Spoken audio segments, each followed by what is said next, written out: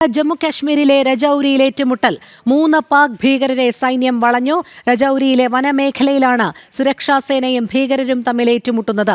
ദിലീപ് ചേരുന്നു വിവരങ്ങളുമായി. ദിലീപ്, നിലവിലിപ്പോൾ ഈ പാക് ഭീകരർക്കായുള്ള തിരച്ചിൽ സൈന്യം നടത്തുന്നു എന്നാണ് മനസ്സിലാക്കാൻ കഴിയുന്നത്. സൈന്യം എന്തായാലും ഈ ഭീകരരെ വളഞ്ഞിട്ടുണ്ട്. ഏതു രീതിയിലാണ് ഇപ്പോൾ അവിടെ തിരച്ചിൽ പുരോഗമിക്കുന്നത്?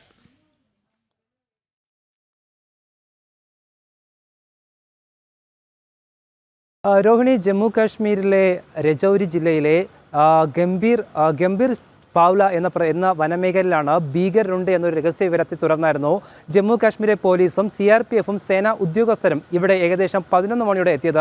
ഏകദേശം 11:30ഓടെയാണ് പാക് ഭീകരരും അതോടൊപ്പം തന്നെ സേനാ അംഗങ്ങളുമായിട്ട് ഏറ്റുമുട്ടിയത്. ഏകദേശം ഒരു 3 ഭീകരരെ നിലവിൽ വധിച്ചുവെന്നും അതോടൊപ്പം തന്നെ 3 ഭീകരരെ വളഞ്ഞു എന്നടക്കമുള്ള വാർത്തകൾ പുറത്തു വരുന്നുണ്ട്. ഇതിലെന്തായാലും 3 ഭീകരരെ വളഞ്ഞു എന്നടക്കമുള്ള കാര്യങ്ങൾ പുറത്തുവിട്ടിരിക്കുന്നത് ആർമിയുടെ 16 കോപ്സാണ് ഇത് സംബന്ധിച്ചുള്ള വിവരം പുറത്തുവിട്ടിരിക്കുന്നത്. സ്വാഭാവികമായിട്ടും ഇപ്പോൾ സംഘർഷാവസ്ഥ തുടരുന്നു എന്നടക്കമുള്ള വാർത്തകളും പുറത്തു വരുന്നുണ്ട്.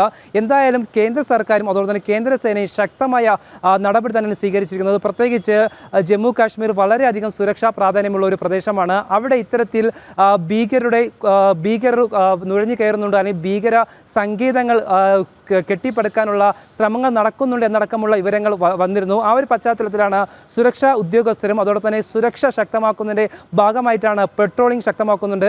ആ ഒരു പശ്ചാത്തലത്തിലാണ് കഴിഞ്ഞ ദിവസം ഈ ഒരു പ്രദേശത്ത് ഭീകരർ ഒളിഞ്ഞിരിപ്പുണ്ട് എന്നടക്കമുള്ള കാര്യങ്ങൾ പുറത്തുവന്നത്.